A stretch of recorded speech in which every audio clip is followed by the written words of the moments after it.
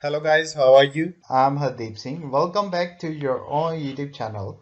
IELTS updates and recent exams. For more updates related to recent IELTS exam writing test topics, listening, reading, practice test, and speaking, you got guesswork. Please guys participate in everyday listening and reading practice test to achieve your desired band score in your actual IELTS exam. Please hit the like and subscribe button. Press the bell icon for the upcoming notifications. Don't forget like, subscribe and share my YouTube channel and my Facebook page, IELTS updates and recent exams. Part 1. You'll hear a telephone conversation between a woman who will soon move house and an employee of a telephone company. First, you have some time to look at questions 1 to 5.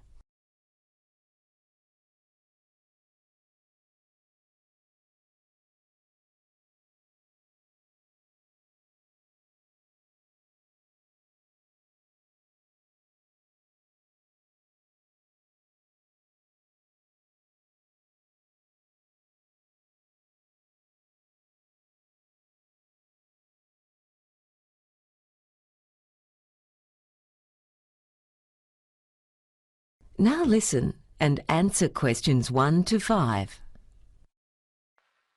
Atlantic Telephone Company. My name is Dan. How can I help you? Oh, hello.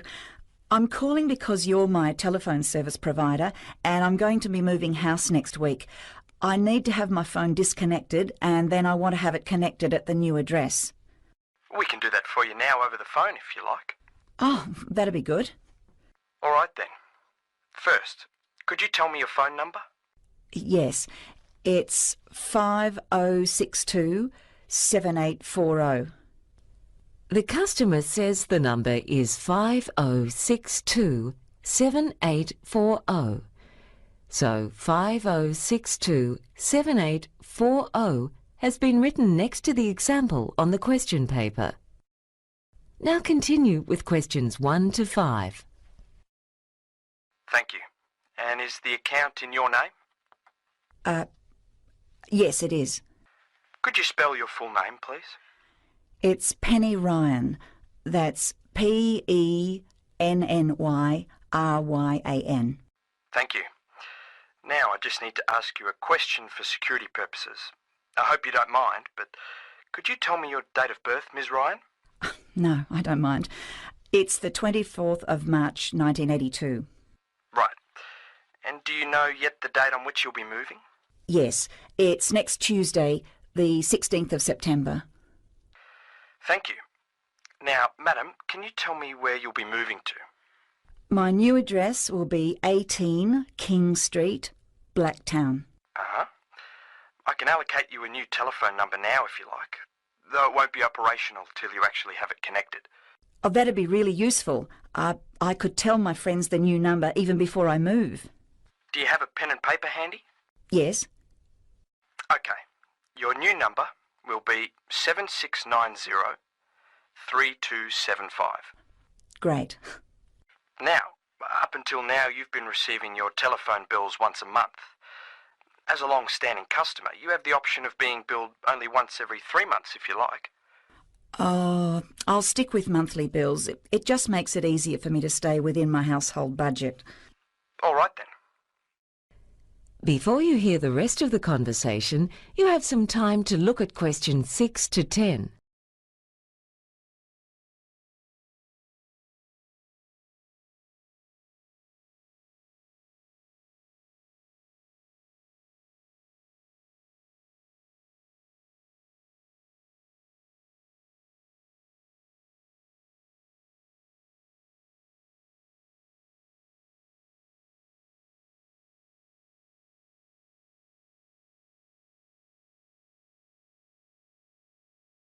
Now listen and answer questions 6 to 10.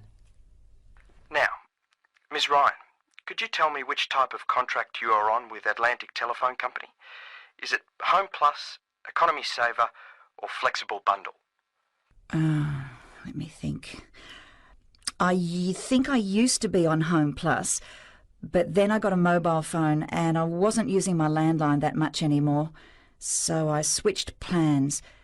That's right. I switched to Economy Saver about a year ago. Right, thank you. Now, I'd like to tell you about our new type of contract we have.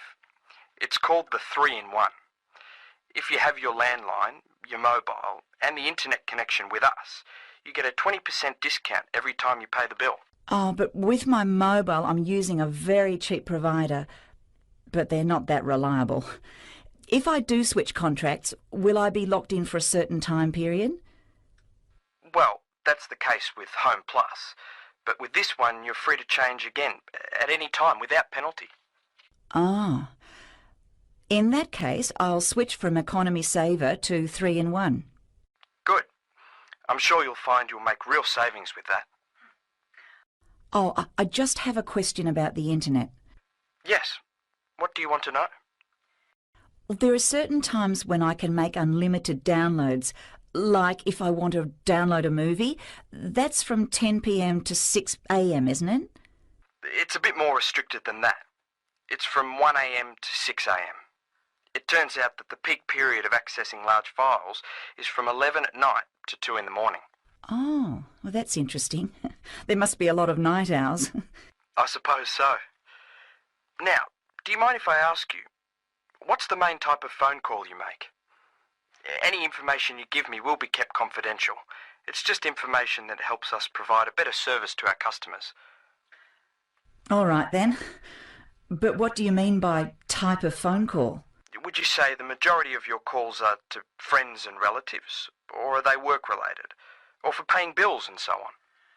Well, I started to work from home last year, so most of them were work-related. But then I didn't make enough money from that line of work, so I got a part-time job, and now I mainly use the phone to call relatives. I tend to keep in contact with friends by email. Okay, thank you. Now, just one more question, then we'll be finished. In the years that you've been with Atlantic Telephone Company, how would you rate our service overall? Well, initially there were a few problems, and it wasn't really satisfactory. But in general, I'd say things have been mostly satisfactory. My previous service provider was very good, but they went bankrupt. All right then, that wraps it up. Thank you very much, and I hope your move goes smoothly. Thank you. That is the end of part 1. You now have half a minute to check your answers.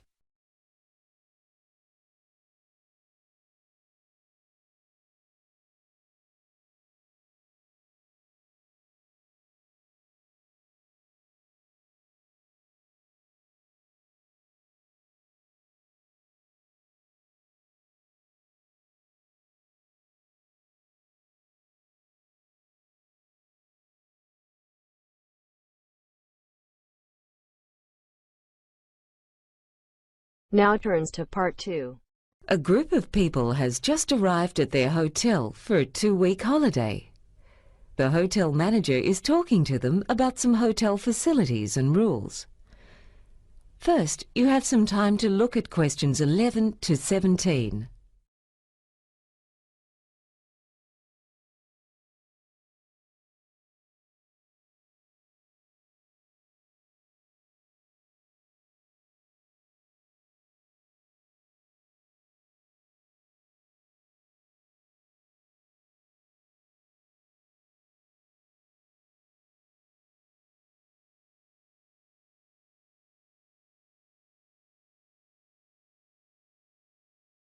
Now listen and answer questions 11 to 17. Welcome, everyone. It's nice to see all of you here. I'd like to tell you a bit about the hotel, including a few do's and don'ts. I know you've just had a long trip, so I'll keep it brief so that you can go to your rooms and put your feet up. We want you to relax and enjoy the casual atmosphere of this place. You are on holidays, after all. But I'd ask you not to walk around in bare feet. It's just that it's so easy to bring sand into the building when you come back from the beach. So we'd appreciate it if you could at least wear shoes while on the premises. Oh, and if you want to hire some equipment, you'll find a good range of gear such as beach umbrellas, surfboards, and snorkeling equipment down at the Beach Cafe for quite reasonable rates. We used to hire out such things from reception, but that was discontinued last year. If you do need to speak to someone at reception, there are staff on duty there 7 days a week, usually either myself, Maureen, or Bruce. The early risers among you might like to go down to the beach to see the sun rise at 6 o'clock, but we're not open till 7 in the morning, and we're here until 6 in the evening. You'll also find a range of brochures about activities and attractions in the district.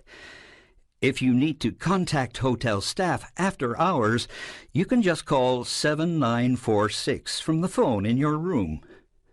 The cleaners come in to vacuum the rooms and clean the bathrooms every second day, and the bed sheets and towels are changed twice a week, on Tuesdays and Fridays.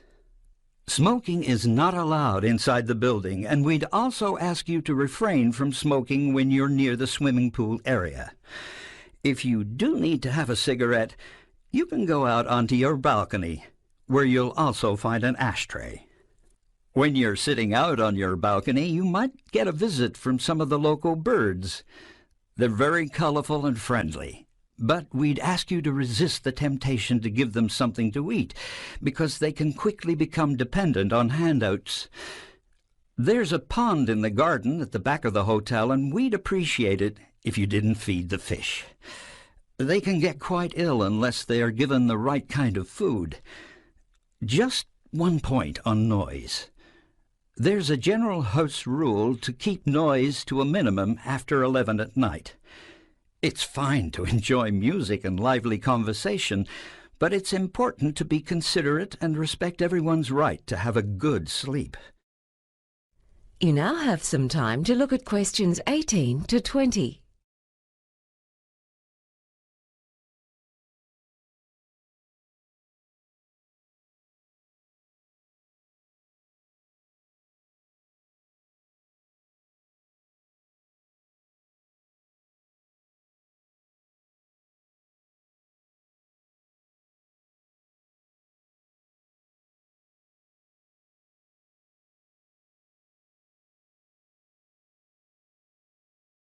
Now listen and answer questions 18 to 20.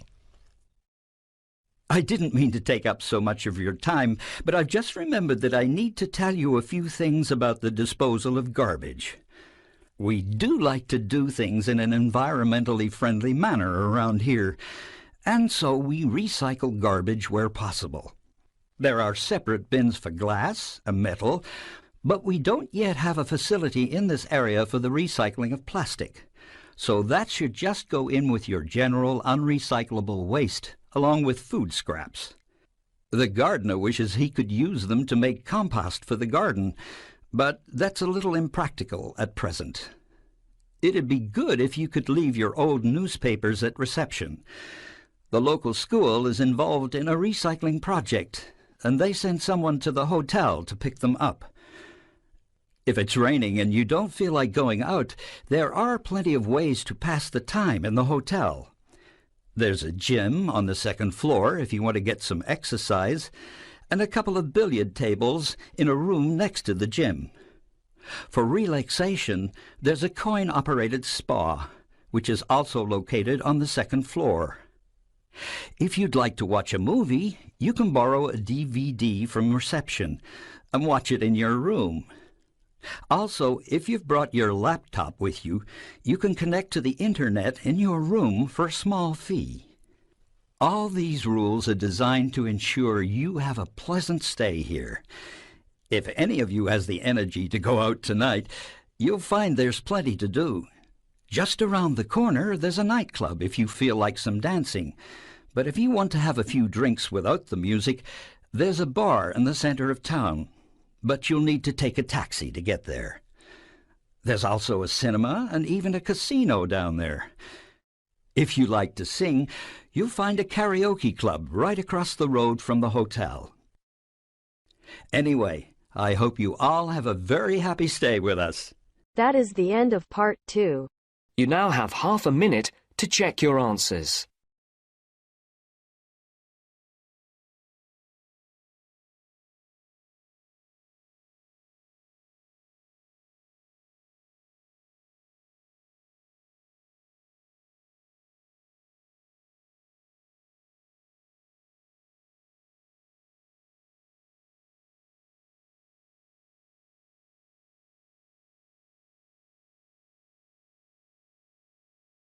Now turns to part 3.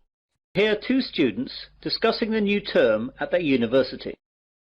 First, you have some time to look at questions 21 to 25.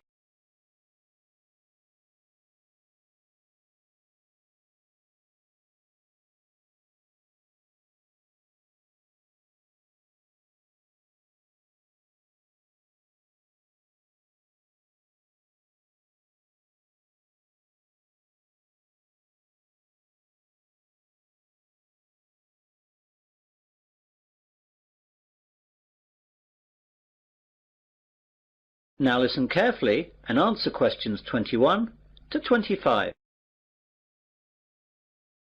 Hey John, I didn't know you were here at university yet. When did you get here?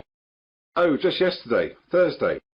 I've got some stuff to get sorted out for the start of my second year, as I've just got some new subjects. Today I've got to sort out my timetable. It seems like I've got quite a lot to do this year. When did you get here? I've been here since Tuesday. What classes are you doing this year then? Well, I'm continuing economics, of course, as that's my major, but I'm taking an extra maths class and I'm dropping Spanish so I can take up French. What about you? My major's the same as yours, of course, but I'm going to continue the same classes as last year as I like them so much. They're history and music. What's your Monday timetable like? Well, at 9, it looks like I've got French for 3 hours. That's going to be a tough start to the week. Yeah, I can't imagine it worse. I've got history for 3 hours, which will kill me. The good thing for me is that I've got a free in the afternoon, which will relax me after that morning. No such luck for me, though. I've got that extra maths class starting then, so I'll be hard at work all day on Mondays. Yeah, I don't envy you that. Still, the extra maths will really help your economics in the long run. I know, that's why I'm taking it this year. Last year I really struggled with all the maths that I didn't understand in the economics, but hopefully this year that will all change. What about sport? What have you chosen to do on Wednesday sports afternoons? Are you sticking with rowing? I'd love to, but the rowing club storeroom got broken into and the boats were damaged, so it's not possible till the club can get enough money to repair or replace the boats. They're really expensive, so that'll take quite a long time. So as I can't do that, I'm going to try out squash. What about you? I'm going to do the same as last year. Volleyball. That's good. It's in the main sports hall like the squash. I'll be able to see you a lot this year. Yeah, it looks like that. You can help me with the maths that I don't understand. Maybe, for a small fee, of course. You now have some time to look at questions 26 to 30.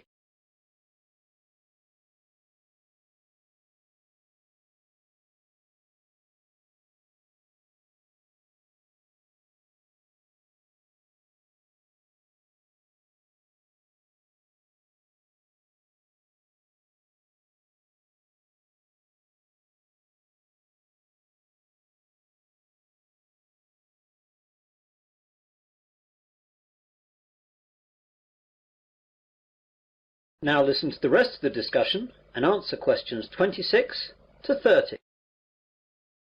I know it's early, but do you know anything about the first assignment that we have to do? Yes, it's already up on the economics faculty notice board. There's a choice of essays up there. I think there are about 10 you can choose from. I can't remember any of the titles though, apart from the one that I think I'm going to write about. What's that one then? It's about the short-term future of third world economies. Ooh, I don't like the sound of that. It seems very wide-ranging. It is, but remember that I spent some of the summer vacation travelling in Africa and Asia, so that has made me more interested in the subject, and I've also got some first-hand ideas on the subject. Does the essay list mention how long the essays have to be and the deadlines? Yes, you remember last year all the essays had to be 3,000 words in length. Well, that's gone up by 1,000 words. Oh no, they'll take ages. I know. I was hoping that they'd stay at 3,000 words, or only go up to 3,500. But no luck, I'm afraid. What about the deadline?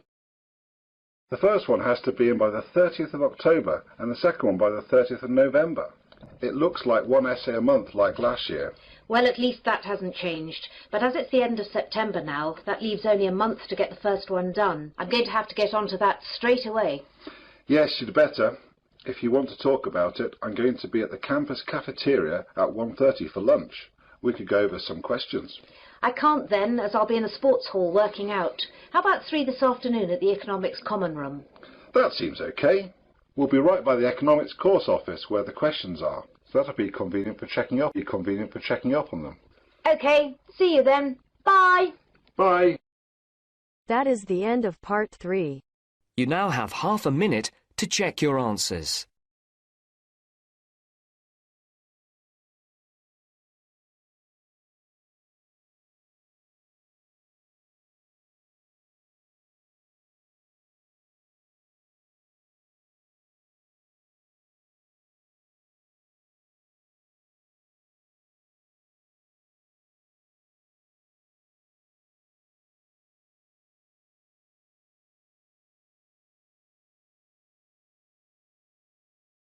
Now turns to part 4. You will hear part of an environmental sciences lecture. First, you have some time to look at questions 31 to 40.